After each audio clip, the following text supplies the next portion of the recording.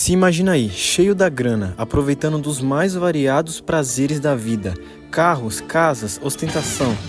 Com certeza você gostaria de ter uma vida mais abundante financeiramente, mas não sabe como fazer isso. Talvez você queira ser rico, ou nem tanto. Talvez você só quer mostrar para os outros que você é rico. O fato, meu amigo, é que para isso acontecer, você precisa entender minimamente de finanças, de gestão de dinheiro, o básico que nunca foi te ensinado na escola. Então eu, um super intelectual pós-graduado nos ensinamentos do YouTube e aprendiz de renomados educadores internacionais, vou te passar uma visão que quase ninguém te passa ou tem coragem de passar.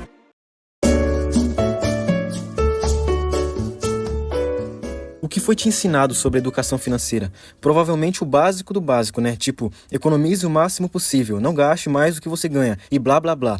A questão é que, se você for um brasileiro comum, não dá pra ter uma vida confortável só fazendo isso. Porque pra ter uma vida minimamente ok financeiramente, você precisa ir atrás de ganhar mais dinheiro do que seu salário mínimo. Olha só que delícia! É aí que entra as dicas de finanças, do que você tem que fazer pra tentar multiplicar o pouco de dinheiro que você tem. Geralmente falam que você tem que investir no mercado financeiro. Impressionante. E pra quem não conhece, acha que é algo super chique e intelectual, né? Não esquece, agora eu faço parte do executivo, faço parte da nada, ó. Porém, tem um problema, que nenhum guru de finanças que vende produtos financeiros vai te falar. Pra começar, meu parceiro, eu vou logo ser sincero com você. Já vou jogar logo a bomba no teu peito. Investir em ações não vale a pena. Investir em renda fixa não vale a pena. Tesouro direto, fundos imobiliários e etc. não valem a pena. Nunca, nunca, em nenhuma hipótese. Mesmo você sendo rico, não vale a pena investir no mercado financeiro. Se for poupança ou produtos de banco, piorou, né? Mas relaxa, eu não tô falando pra você pôr seu dinheiro em coisas duvidosas não, hein? A sua vida toda, você cresceu achando que o ideal pra ter uma vida confortável financeiramente era trabalhar em um emprego CLT e guardar o dinheiro que sobrar na poupança. Só tem um problema. O salário que é pago nos dias de hoje não dá pra nada, porque todo mundo sabe que o salário mínimo ideal seria pelo menos 5 vezes o que é pago atualmente. Então como você vai poupar o que você não tem? Na verdade te falta, né? E mesmo que sobrasse, será mesmo que o ideal era colocar na poupança ou em um CDB de banco? Tudo tem ficado mais caro e o salário não acompanha o encarecimento, porque o governo imprime dinheiro mais rápido do que a sociedade consegue produzir, desvalorizando o poder de compra de quem está na base desse sistema, ou seja, o povão. Daí você percebe que o que você ganha não é suficiente para te suprir e naturalmente você começa a procurar uma renda extra, fazendo um bico ou algo do tipo. Se você acha que a sua hora trabalhada é mal paga, isso piora quando você entende que o governo, ao imprimir dinheiro, gera inflação monetária, diluindo o seu poder de compra. E guarde bem esse nome, inflação monetária. Você vai descobrir que isso é o que manda em você. Então, a maioria desses influencers de finanças pregam que é furado aplicar o seu dinheiro em poupança ou em produtos bancários. E a gente sabe que quem mais ganha com isso é o banco. E realmente está certo, são péssimas escolhas para o seu dinheiro. O problema é que esses mesmos influencers recomendam você colocar o seu dinheiro em investimentos de renda fixa, como tesouro direto, por exemplo, ou renda variável, como ações ou fundos imobiliários, sobre a justificativa que o seu dinheiro vai render ou se multiplicar. O fato é que nenhum investimento do mercado financeiro ganha da inflação real. Vamos supor que você acha um investimento muito bom, que renda 13% ao ano. Daí você vai ver quanto que está a inflação anual pelo índice oficial do governo, onde fala que atualmente está 4,4% ao ano. Daí você fala, nossa! A rentabilidade está bem acima da inflação. Vale muito a pena, né? Só que não. Porque a inflação real não é 4,4% ao ano, como o governo diz. Na verdade, a inflação real é, em média, 22% ao ano. Então, a menos que você ache uma aplicação financeira que renda mais que 22% ao ano, não vale a pena investir no mercado financeiro. E é aí que tá. Não existe nenhum investimento que consiga bater a inflação real. Os índices de inflação que o governo fala, como o IPCA, por exemplo, não é a inflação real, porque é facilmente manipulado. Governos manipulam e omitem dados de índices de inflação para camuflar a inflação real e disfarçar a criação desenfreada de dinheiro do nada. Só nos Estados Unidos, a forma de calcular esse índice já foi alterada pelo menos 4 vezes, tudo com a intenção de querer camuflar os dados reais. Se você quiser saber sobre a inflação real, você tem que olhar para o índice M2 do Banco Central, a base monetária. Se o Banco Central começa a imprimir muito dinheiro, isso aumenta a base monetária, aumenta a circulação de real e causa a inflação monetária, ou seja, você perde poder de compra. Em outras palavras, seu dinheiro vale menos. A inflação real é o aumento da base monetária. Quanto maior é a base monetária, mais a oferta de dinheiro circulante e menos ele passa a valer. Ou seja, a moeda perde o seu poder de compra, as coisas ficam mais caras porque a moeda ficou fraca. Quando você para pensar que anualmente o real perde cada vez mais valor porque o governo está sempre imprimindo mais dinheiro, você percebe que não adianta você tentar investir em uma moeda que só desvaloriza. Você perde poder de compra, mesmo se o valor nominal do seu dinheiro pareça o mesmo, ou seja, sem ter descontado a inflação. Ou tenha aumentado nominalmente. Se não bateu a inflação real de 22% ao ano, é um falso ganho. Você pode até ter um ganho nominal, onde você investiu R$1.000 no Tesouro Direto e recebeu 1.100 depois de 12 meses. Você vai achar que ganhou R$100, porque o rendimento foi de 10% ao ano. Mas a inflação real foi de mais ou menos 22% ao ano. Ou seja, você só estaria ganhando dinheiro de verdade se o rendimento do seu investimento fosse acima de 22%. Então, o fato de você ter ganhado nominalmente R$100 é uma ilusão, porque o seu dinheiro foi diluído pelas impressoras do Banco Central e você perdeu o poder de compra durante esse período. No Substack do Renato 38, Quando tu fala assim, Renato? onde ele explica que o juro real é negativo depois de 2008, ele mostra que até 2008 valia a pena fazer investimentos no mercado financeiro, porque os rendimentos estavam superiores à inflação real. Porém, depois da grande crise de 2008, nada conseguiu ganhar da inflação. Se você insistir em considerar investimento essas aplicações financeiras de renda fixa e renda variável, ou seja, ações, fundos imobiliários, tesouro direto, CDB, você vai achar que está ganhando nominalmente, mas na verdade vai estar empobrecendo. Não seja cabeçudo. Ô cabeção! É a mesma coisa de você ganhar 1 milhão de bolívares venezuelanos. Tecnicamente você vai ser um milionário, mas vai adiantar o quê? Ser uma moeda fraca que não tem valor nenhum. Se o dinheiro pode ser impresso com apenas uma canetada de políticos, ele pode ser infinito e não ter valor nenhum. E qualquer outra coisa que seja mais escassa que o dinheiro impresso será mais valioso. É por isso que na Venezuela tem gente que usa bolívares venezuelanos como papel higiênico, porque o próprio papel higiênico se tornou mais valioso que aquela moeda. Quando os bancos centrais imprimem mais dinheiro, o preço das coisas sobem, porque o dinheiro passa a valer menos. E quando eu falo de imprimir dinheiro, eu estou querendo dizer que a oferta monetária é aumentada no sistema financeiro. E a cada ano que passa, o seu dinheiro desvaloriza em média 22%, ou seja, você empobrece 22% todos os anos pela criação desenfreada de dinheiro do nada. Por que tudo fica mais caro com o passar do tempo e não mais barato? Porque os bancos centrais não param de imprimir dinheiro. Tudo que é muito abundante e sem demanda tende a se desvalorizar. Governos criam moedas e esse dinheiro novo dissolve o poder de compra da população. Eles manipulam as taxas de juros abaixo da inflação real e isso gera juros reais negativos. As pessoas não conseguem produzir mais rápido do que os governos imprimem de dinheiro para se autofinanciar. E as rentabilidades de investimentos financeiros sempre estão defasadas em relação a quanto o real se desvalorizou pela impressão desenfreada do Banco Central. Nos últimos anos, o Banco Central aumentou cerca de 50% a base monetária. Você tem noção disso? Quando governos criam mais dinheiro do nada para se autofinanciar, isso faz com que o dinheiro de todo mundo venha a valer menos. E quanto mais desvalorizado o dinheiro fica com o tempo, mais dinheiro você precisa para comprar as mesmas coisas de antigamente. É só olhar o que você comprava no mercado com R$100 há 10 anos atrás e atualmente. O ideal não era que você deveria comprar mais coisas, afinal em 10 anos teve um avanço tecnológico e um barateamento de custos de produção. Então, por que você compra menos coisas hoje em dia do que antigamente? Porque o seu poder de compra foi diminuído pela desvalorização do real através da impressão desenfreada de dinheiro pelo governo. E não acho que isso é algo de um governo específico, de uma época específica. Todos os governos fazem isso. E isso seria muito pior. Olha o comentário desse cara que eu vi em um vídeo aqui do YouTube. O que camufla a inflação é a evolução tecnológica. As coisas só não são muito mais caras por causa dos avanços na produção. E é exatamente isso. Se você acha que as coisas estão caras, estaria muito pior se não tivesse o avanço tecnológico no aumento da produtividade. Um refrigerante que era produzido em 1994 não tem o mesmo custo para produzir em 2024, porque pelo avanço tecnológico na produção de refrigerante, o custo foi barateado. Então por que o refrigerante está muito mais caro que 30 anos atrás? É simples, realmente não está mais barato produzir do que em 94. O problema é que o real desvalorizou tanto que o poder de compra foi totalmente destruído. Por isso que você tem que trabalhar bem mais para conseguir comprar a mesma coisa que seu avô comprava antigamente. Quanto mais dinheiro do nada os governos imprimem, mais eles enriquecem. Porém, o restante da população fica mais pobre, porque isso destrói o poder de compra. Agora eu te pergunto, isso não seria uma forma de roubo? Imprimir dinheiro causando a destruição do poder de compra da sociedade não seria uma forma de roubar discretamente? Então, se você acha que estava sendo roubado pelos impostos, eu vou te contar outra novidade. Você também está sendo roubado pela perda do poder de compra do seu dinheiro. A tendência de todo governo é imprimir dinheiro para se autofinanciar até acabar com o valor daquela moeda, como aconteceu com a Venezuela, Argentina e outros países. Em 30 anos, o real já perdeu 87% do seu valor e o dólar perdeu 97% desde a sua criação.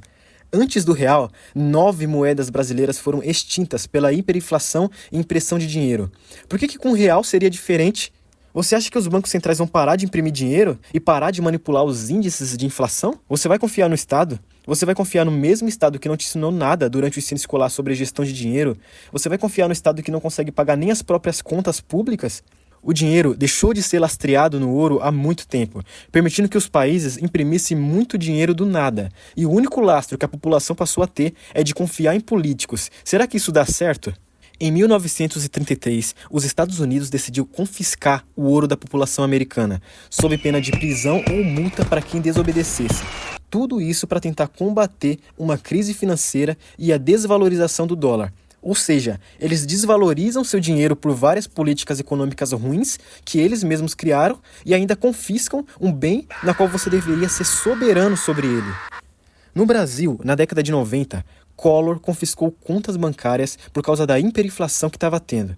Agora você acha isso algo distante? Você acha que algo do tipo não pode acontecer de novo? Você está duvidando que isso aconteça caso a economia brasileira comece a colapsar?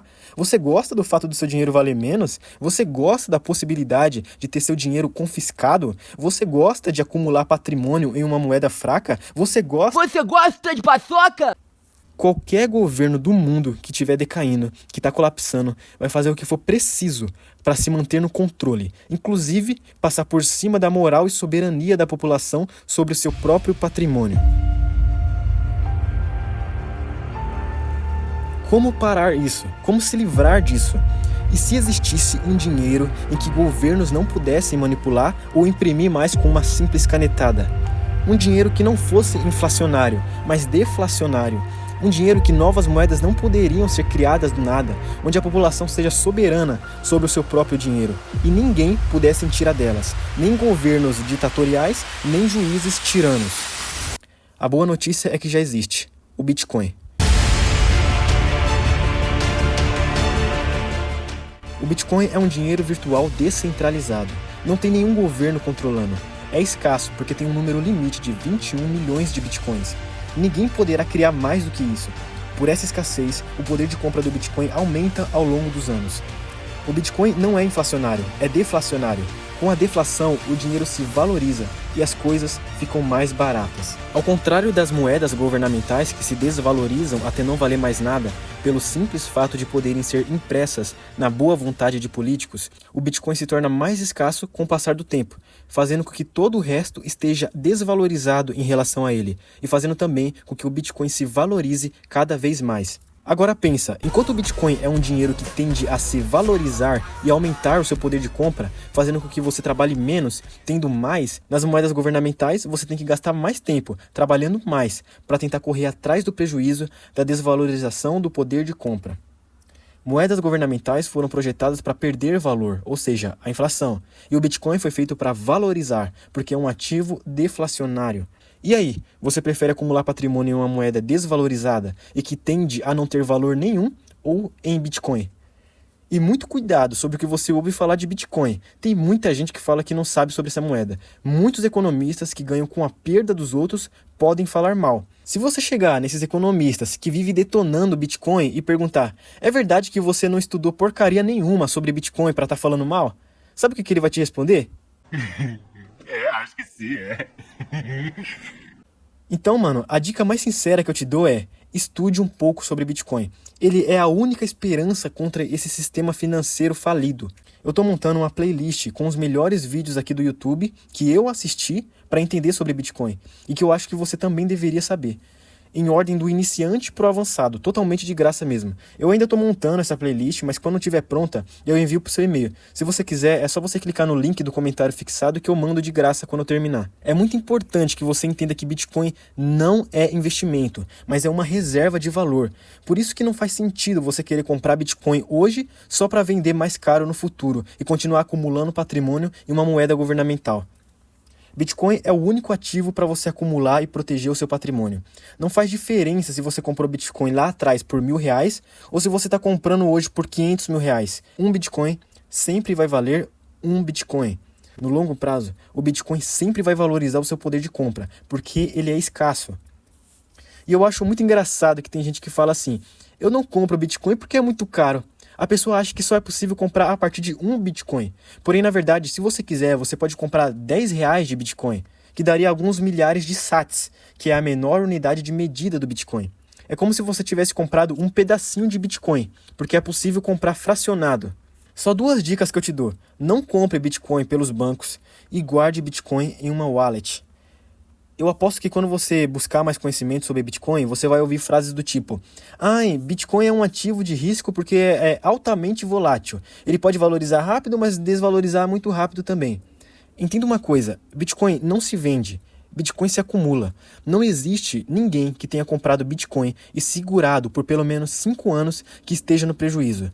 Sempre olhe para o Bitcoin no longo prazo, porque ele vence todos os ativos de investimento no médio e longo prazo. E nem adianta você querer diversificar seu patrimônio entre Bitcoin e ativos financeiros relacionados à moeda governamental. Não vale a pena, porque a inflação real destrói o seu rendimento. A única saída é o Bitcoin. Sempre olhe para o Bitcoin no longo prazo, porque ele vence todos os ativos de investimento no médio e longo prazo. Agora, seria muito vacilo da minha parte eu falar para você acumular patrimônio em Bitcoin, sabendo que você não tem nem patrimônio e ganha um salário mínimo que nem é suficiente para pagar as contas. Cavalo. Quanto mais sobrar para comprar Bitcoin. Eu nem preciso ficar aqui falando que você tem que gastar menos do que ganha, né? Isso é o básico. Mas se eu pudesse te dar um conselho foque em ganhar mais. O fato é que você precisa ganhar mais dinheiro, simples assim. Mas como? Como ganhar mais dinheiro em um país de economia instável, onde os empregos CLT não são valorizados?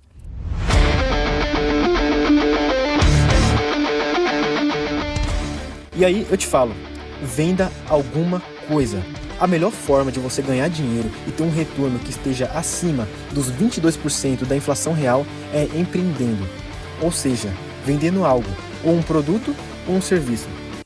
Vender um produto é melhor que vender um serviço, porque o serviço te exige um recurso limitado, que é o seu tempo. Porém, para você que está começando, empreender vendendo um serviço ainda assim é melhor do que estar em um emprego CLT, porque vendendo um serviço você consegue fazer o seu dinheiro.